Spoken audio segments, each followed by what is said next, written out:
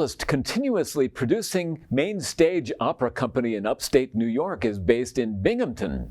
With me today to tell us about Tri-Cities Opera is their general director, John Rozzoni. John, thank you so much for joining us in the spotlight today. It's my pleasure to be here. Thanks for having me. So, 1949 was the founding year. You must have celebrated a 75th anniversary here recently. Yes, we did. So as you said, 1949, we were founded by the late Peyton Hibbett and Carmen Savoca, two amazing men who in their 20s saw the value of opera in Binghamton and built something beautiful. So yeah, over the past year, we've been celebrating our 75th anniversary. We actually closed our 75th anniversary season right at the end of April, essentially, in 2025. But we're on trucking forward and doing our 76th, 77th. We'll keep on going as long as we can. Well, isn't that exciting? That's just wonderful. So for inquiring minds, since the name is Tri-Cities Opera, and I know it's Binghamton, what Tri-Cities were they thinking of? Yeah, so the Tri-Cities refer to Binghamton, Johnson City, and Endicott. Actually, Binghamton is the only one that is truly a city out of the three, but the area is referred to as the Triple Cities or Tri-Cities and has been for a long time. I see, but I noticed that your service area includes, down toward New York City and Pennsylvania. Yes, absolutely. So we draw an audience regionally, I think, based on sort of the legacy and the grandeur of our productions, from Syracuse, Scranton, Elmira, Corning areas, and sort of everywhere kind of in a 100-mile radius, and then a little more towards New York, just because that's such a hub of the, of the arts and opera industry. And how many main stage productions are typical in a year? Yeah, so we vary. Usually it's 3 to 4 productions that we do each year on our main stage. Some of them are at the Forum Theater, which is a 1,500-seat theater in downtown Binghamton, which actually we were some of the driving force 50 years ago in turning from an old movie theater into a theatrical performance space. And then some of our performances are at our company-owned facility on Clinton Street in Binghamton at 315 Clinton Street. We have a 200 to 250 seat black box theater there that we own and operate for more intimate opera productions. And are these fully staged and sets and props and costumes? Correct, yes. So the 3 to 4 productions a year are fully staged, sets, props, costumes, all of that stuff. And then we also do multiple concert offerings each year. One of the favorites is Opera and Beer, which we collaborate with a local brewery to offer sort of a raucous and irreverent presentation of opera. And then we also tour schools with a children's opera. We've been doing that for actually about 49 years. So we're coming up on a big anniversary for that program as well. And thousands of kids throughout the region get their first opera experience and a lot of times their first live theatrical performance experience through Tri-Cities Opera productions that go to schools. That's very exciting. So that's your role as general director to oversee all the operations and the artistic side as well? Yes, correct. Exactly. So yeah, my role as general director now recently, we've actually appointed new artistic director and a new music director. But since my start in 2019, I basically served as general and artistic director, kind of stewarding the company through the pandemic and things like that. But generally, my role has shifted a little bit over the past year to really just making sure that we have the resources to continue being a resource for our community, making sure that the finances are there, the donations, the grants, the ticket sales, all of that stuff to keep opera going in the Southern Tier as a regional sort of draw for, New York and also Pennsylvania.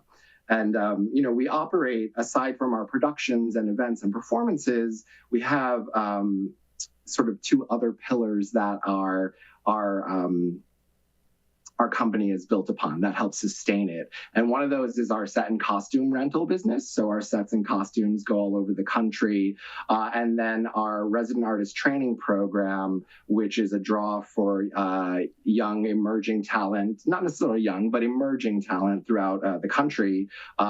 We audition hundreds of singers each year, and 4 of them, a quartet, come to Binghamton and work with us on every show we do all season. So there's sort of inherently in the company a training and education aspect, and also a emphasis on sharing the wonderful resources that sort of our founders and boards along the way thought to accrue for the company, sharing those with the greater industry to keep the arts thriving and opera thriving as much as we can. So you have a scene shop and a costume shop, and Yes, we do. In fact, I encourage people to come check out our facility at 315 Clinton Street.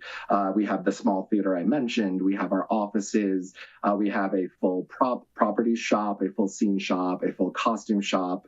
We have about 22 productions worth of costumes in storage, thousands of costumes that were all made in Binghamton, or the vast majority were made in Binghamton, and about 22 productions of sets also in storage. And they go everywhere from Las Vegas to Opera Pensacola to, Kentucky. I mean, our productions go all over the country. That's a big business in itself right there. That's a big undertaking for a company to build their own sets and costumes. It's much easier for them to rent them, I should imagine.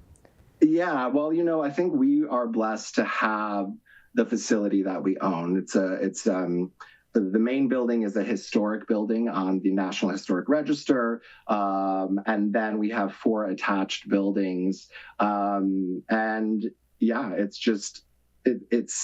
I think we are uniquely blessed in such a small city, especially to have the resources we have.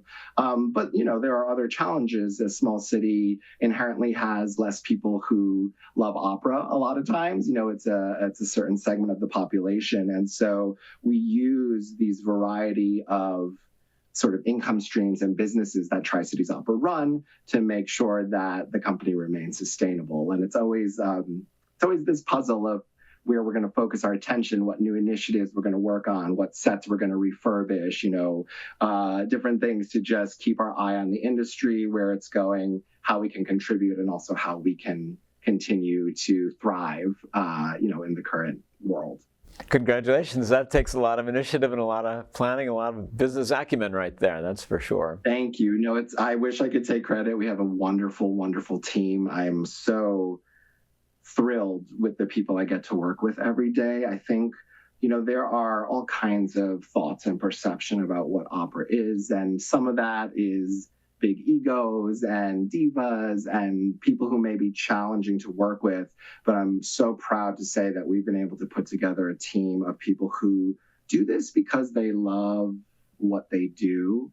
Of course, everybody has ego, and that's a part of it. You don't get on that stage and do those things without a little self-confidence and whatnot.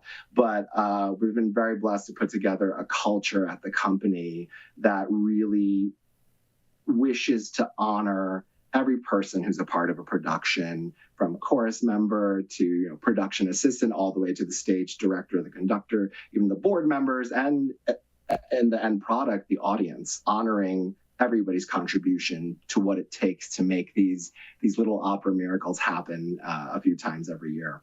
And that's brilliant. Now, let's talk about the resident artists. Do they actually stay with you in Binghamton for the time they're with you, or?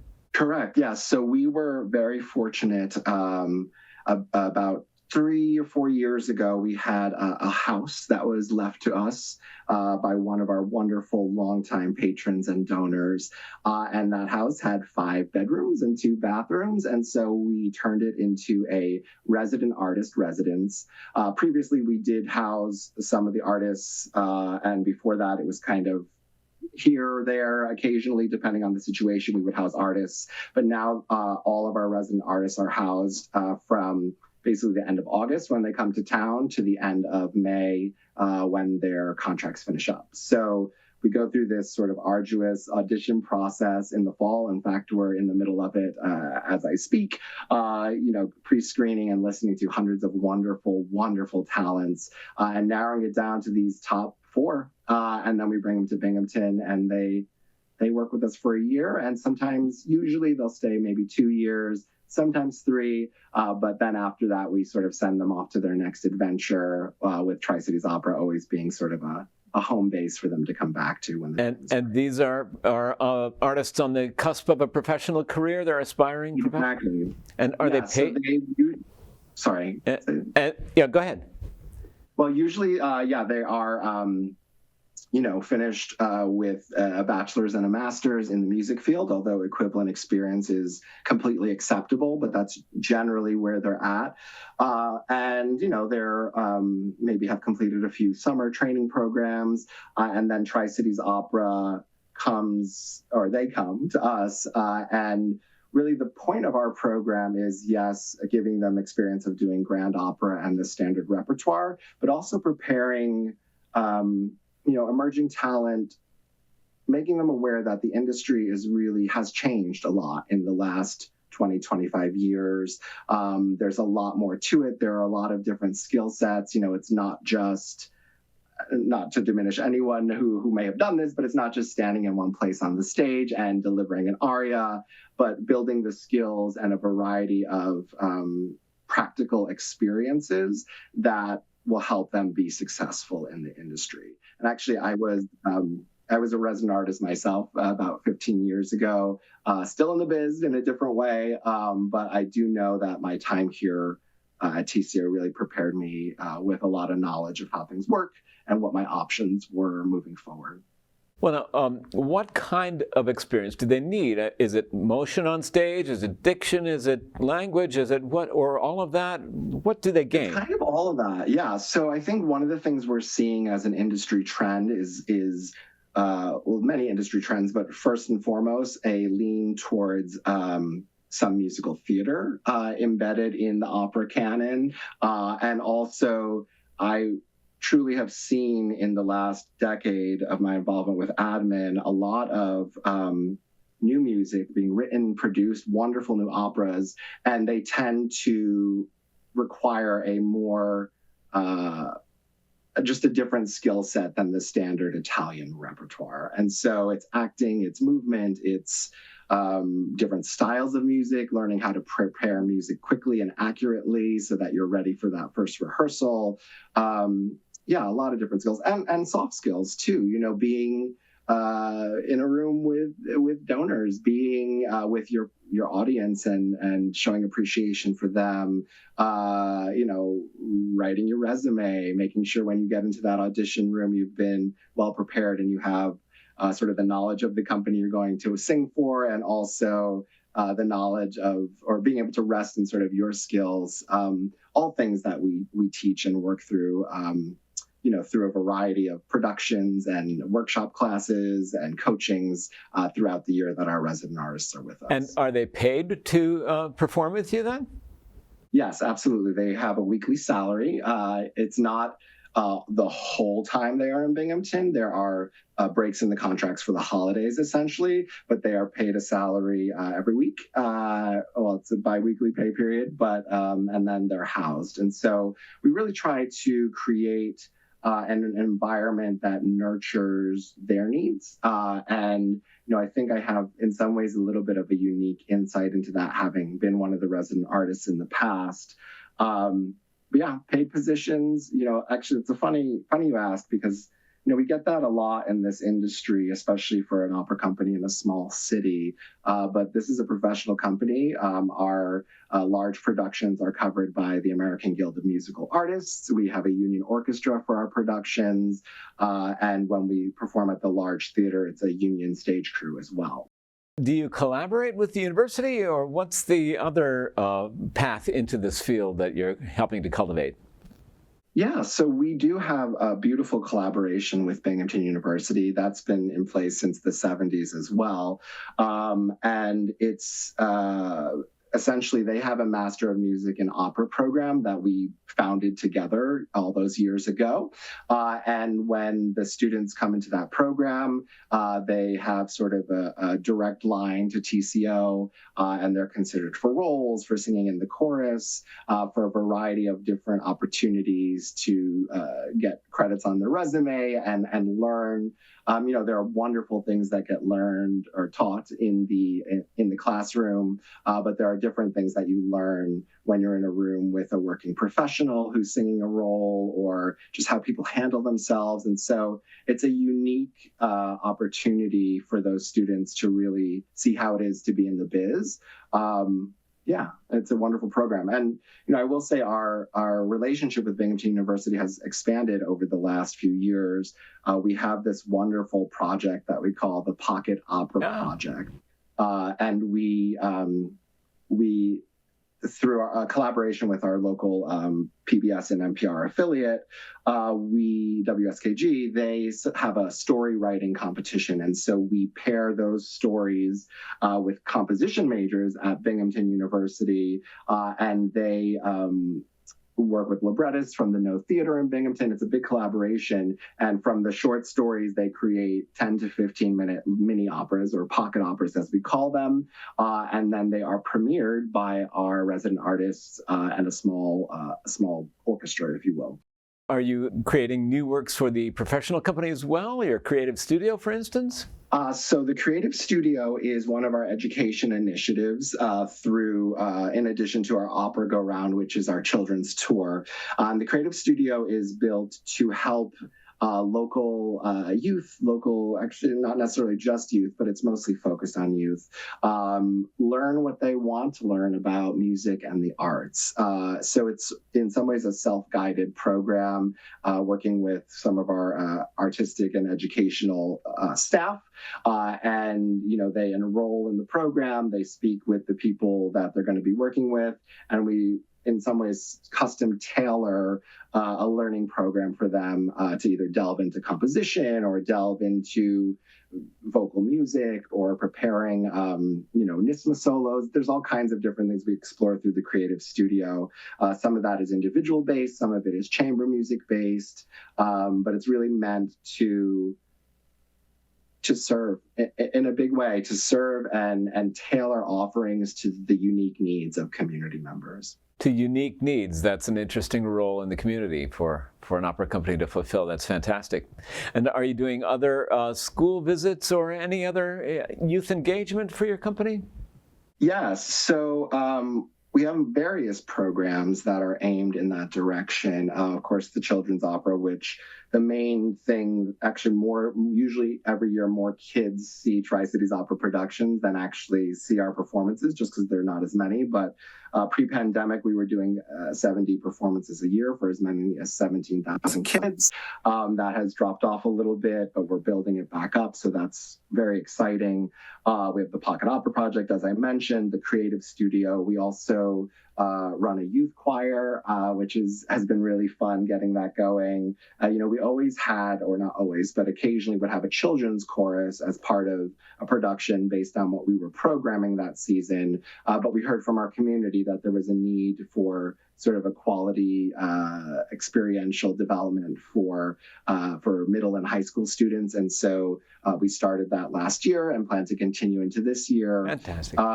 We also have some wonderful initiatives where we offer free or discounted tickets to young people. So at Tri-Cities Opera, anyone under the age of 18 is able to attend our productions for free when accompanied by an adult. So that's a program we've really loved running. And as people are learning about it, it's being utilized more. And an adult can bring up to 4 kids with them. So it really is meant to encourage the next generation to come. We also have student rush tickets for college students. And as part of those initiatives, we provide study guides for most of our productions that allow, people to kind of scratch the surface of what makes opera wonderful and how it connects to everyday life. Well, if I'm in a community or a school system that doesn't see opera during the regular year, can I ask you to bring one of your productions to us? Yeah, so depending on location, we do that. Absolutely, it is the program is called Opera Go Round. It's named as a nod for the Binghamton being the antique carousel capital of the world. That's a whole other story. Yeah, we do. We bring it all over. I mean, outlying counties, most of the Binghamton schools, elementary schools get it. It is geared towards ages about sort of K to 6 is the target range for that portion of the tour, but it is available for bookings. And sort of the way we do that is when we're in between our big productions or our main stage productions, touring happens so that the artists have consistent employment throughout the year that they're with us. So these are your professional artists going and performing in these remote locations? Correct, yes, our emerging artists. The resident artists are our quartet, a mezzo, a soprano, a tenor, and a baritone, and they tour, they star in our shows. Depending on the production, they may do a supporting role. We really try to find people who are at the right place in their career to collaborate with us. Throughout a season, a resident artist may have a starring role in one production, may have a chorus role in another. We'll do educational touring, we'll do concerts, we'll sing for, the national anthem for things. It's a wide variety of experience, but they are professional artists who go into the schools and really share, I think, talent that is just at such a wonderful level to inspire the next generation. Well, if I'm coming to opera for the first time, John, is it in English? So some of our productions are in English. Our children's opera is almost always in English. And throughout the season, we usually program at least one English production. But when we don't, there are always supertitles projected above the screens, or above the stage. So there's a translation running, kind of like when you watch Netflix or any other streaming service. You can turn on the titles. And actually, even when we do our main stage productions in English, we do run titles to help with ADA compliance and just make sure everybody can follow along and enjoy the production as much as possible. So that's not a barrier to appreciation, the language. That's wonderful. Yeah, precisely. I mean, there are many languages that opera might be produced in, Italian, German, French being the main ones aside from English, but you do not have to speak those languages to appreciate what we do. We're going to do our best to make sure you understand what's going on. So of the 3 to 4 in a season, what's the typical balance? Musical theater, traditional opera, new works? What do you strive for? Yeah, so I would say musical theater comes around every few years. Generally, we try to sort of reimagine a classic in some way as one of the productions of the season. We try to do a newer work as one of the productions in a season. For the past few years, we've had a holiday offering that has been, either Amal and the Night Visitors or All Is Calm, The Christmas Truce of 1914. We've done Hansel and Gretel for the holiday offering in the past. And then we always anchor our season with sort of a grand and glorious, I almost call it vintage sort of jewel box opera production from the inherited repertoire, whether it's Puccini, Verdi, Mozart, we call them the MVPs, Mozart, Verdi, Puccini, but there are many more that sort of anchor the repertoire in its history, but also always programming looking to the future or how we can make an older title feel new, but also honor what it was envisioned to be as well. So talk a little bit about the experience for someone who's never been to an opera. Why should they go and what do they experience when they get there? Yeah, well, for me, hopefully it starts when you buy your ticket. Hopefully you have a really smooth ticket purchase experience online or with our box office. When you get to the door, there'll usually be a board member or somebody in the company there to greet you in the lobby. Most of our tickets are print at home now, so you don't even need to stop by the box office. They'll check them at the door, and then you head to your seat. You can read a synopsis in the program, have a glass of wine, bring it into the theater with you. it's really as high or low stress, I guess, as you want to make it. I mean, if you want to put on a gown and come to the opera, we will love that. If you want to put on a t-shirt and jeans and come to the opera, we will equally love that. For me, and I think for this company, opera is a deep expression of humanity. It is, there are all kinds of stories that we tell. And I also think that our audience and the energy and the personality of the audience really completes the production. There's something very special that happens in the moment that a show starts in front of an audience. It's not real, or to me, it's not, until we have that interplay of laughter, crying, clapping, all these things that make a show what it is. And so I think for me, it's come however you want to come, but be prepared to engage and enjoy and be a part of something, because it's really everybody in the room has something to contribute. So it's not only the story, but it's also the spectacle. Talk a little about the visual elements. Yeah, absolutely. So, it depends on the production. We've done some that are a little more modern and streamlined, but certainly for the large productions, it's sort of grand opera at its finest. For example, a Traviata with, 4 acts worth of sets on a big stage, 36 to 40 piece orchestra, beautiful, lavish costumes, properties, a nice big cast of wonderful singers. The spectacle is certainly a part of it. And I think even when we don't necessarily have, traditional grand opera elements, there's spectacle in the story, even if it's not a big production, big, I use air quotes, it is a big emotion. It's a big experience. There's something important that we're processing together. And so, I don't know, from many perspectives, there's a lot to experience, whether it's a huge show or not. And is your black box theater a similar or on a smaller scale, or talk a little about that? Yeah, so the black box theater is about, like I mentioned, about 200 to 250 seats. We do use it as a black box and configure it in a lot of different ways, whether we'll have a thrust stage. We've done theater in the round. We've done, various corners of the room we've used for various productions. And inherently, it is a more intimate and small space. And also when we do productions in an unconventional configuration, like in the round, by default, the sets have to be more minimal because they get in the way of the audience looking around the room. And so it's a little bit of a different vibe at the Opera Center, which is what we call our facility on Clinton Street.